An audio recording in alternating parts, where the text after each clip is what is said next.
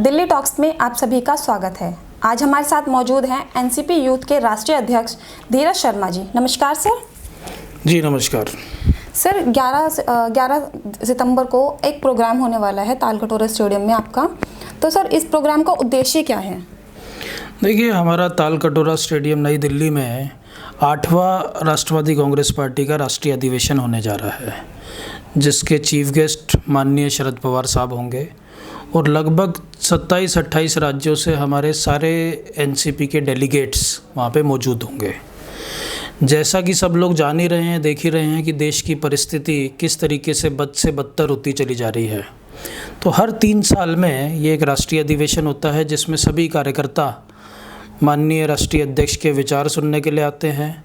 आने वाले समय में पार्टी की स्ट्रेटजी क्या होगी, कहाँ कहाँ पे जिन जिन राज्यों में चुनाव होने वाले हैं उसमें पार्टी किस तरीके से चुनाव लड़ेगी, वहाँ पे क्या भूमिका रहेगी, इन बहुत सारे मुद्दों पे, और ख़ास तौर पे आप देख रहे हैं किस तरीके से महंगाई, भ्रष्टाचार, बेरोज़गारी ये चरम पे हैं। तो इन मुद्दों के ऊपर हम अपने कार्यकर्ताओं का, हम अपने पदाधिकारियों का माननीय पवार साहब मार्गदर्शन करेंगे और आने वाले 2024 को क्या दिशा दशा रहने वाली है, इसके ऊपर भी पवार साहब हमको मार्गदर्शन देने वाले हैं। सर आप कह रहे हैं महंगाई के ऊपर पवार सर मार्गदर्शन देंगे। सर महंगाई आज से तो नहीं है सर, महंगाई तो शुरू से ही रही है। जी देखिए, शुरू से हम लोगों ने कभी भी उतनी महंगाई नहीं देखी। भाजपा जो कि अच्छे दिनों की बात करते थे, अच्छे दिन दिखाते दिखाते, सपने दिखाते दिखाते बद से बदतर दिनों पे लेके आ गए हैं। पेट्रोल हमने देखा था एक समय पे 60 रुपये लीटर होता था, आज किस तरीके से रेट बढ़ गया है। महंगाई इस तरीके से है कि गरीब आमजन इस वक्त बहुत परेशान हो चुका है और उनकी सुनने वाला कोई नहीं है। मोदी जी मन की बात करते तो हैं, लेकिन मन की बात कभी सुनने का प्रयास नहीं करते हैं। और मुझे लगता है कि जैसे बेरोज़गारी जिस तरीके से चरम पे है, हमें ये खतरा है कि हमारे देश का श्रीलंका जैसे हालात ना हो जाएं।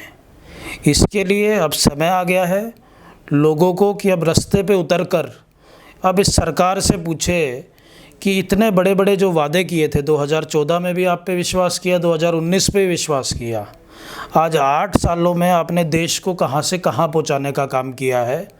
अब समय आ गया है कि अब असली मुद्दों पे बात हो। अब हमें मंदिर मस्जिद हमारे मुद्दे नहीं है, हमारा मुद्दा है महंगाई, बेरोज़गारी।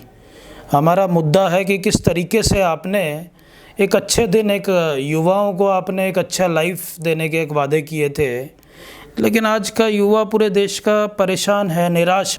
सर आपने कहा कि मोदी जी बात करते हैं हमेशा अच्छे दिन, तो आपको क्यों लगता है सर कि अच्छे दिन नहीं आए हैं?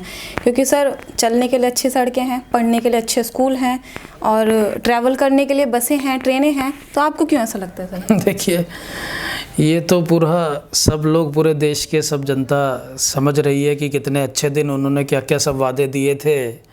2-2 करोड़ रोज़गार देने के वादे हुए थे, 15 लाख सब लोगों के अकाउंट में देने की बात हुई थी। मुझे लगता है कि आप भी इंतज़ार कर रहे हैं उन 15 लाख का, और हम भी इंतज़ार कर रहे हैं, और देश के तमाम लोग इंतज़ार कर रहे हैं। लेकिन इंतज़ार ही है, अभी दूसरा भी टर्म इनका आ गया है, 8 साल हो चुके हैं। और आप बात कर रहे हैं कि अच्छे स्कूल्स, अच्छे कॉलेजेस। मैं आपसे पूछना चाहता हूं कि मोदी जी के कार्यकाल में कितने एम्स बने हैं, कितनी नई यूनिवर्सिटीज़ बनी हैं, कितने रोज़गार के अवसर दिए हैं। 2 करोड़ युवाओं को रोज़गार देने की बात हुई थी, हर साल करोड़ों रोज़गार छीनने की बात हो रही है। तो ये कहाँ पे अच्छे दिन हैं? हमें कहीं पे भी कोई अच्छे दिन नहीं दिखाई दे रहे हैं। और यदि वो बुरे दिन थे 2014 से पहले, तो हम ये कह रहे हैं कि वो बुरे दिन ही हमें लौटा दिया जाए। हमें नहीं चाहिए ऐसे अच्छे दिन। सर अच्छे दिन आपको नहीं दिखाई दे रहे, जनता को तो दिखाई दे रहे हैं। जनता हर दिन नारे लगाती रहती है, हर हर मोदी, घर घर मोदी। वो जनता नहीं है, वो इनके गिने चुने कुछ कार्यकर्ता हैं जो मीडिया और सोशल मीडिया का दुरुपयोग करके, हम तो कहेंगे वो सिर्फ गिने चुने कुछ अंधभक्त बच गए हैं, जिनकी तादाद कम से कम होती जा रही है। अभी भी कुछ गिने चुने ऐसे लोग हैं जिनको ये अपना भक्त बना के बस वो घर घर मोदी करना चाहते हैं। अब कोई घर घर मोदी नहीं है, अब हर घर से यही आवाज़ आ रही है कि वो बदलाव चाहते हैं, एक ऐसा नेतृत्व चाहते हैं, एक ऐसा सरकार चाहते हैं जो देश को फिर से पटरी पे ले जा सके, रोज़गार दे सके और देश में खुशहाली वापस ला सके। हमसे बात करने के लिए आपका बहुत बहुत शुक्रिया। बहुत बहुत धन्यवाद। ऐसे ही खबरों के लिए हमारे साथ जुड़े रहें।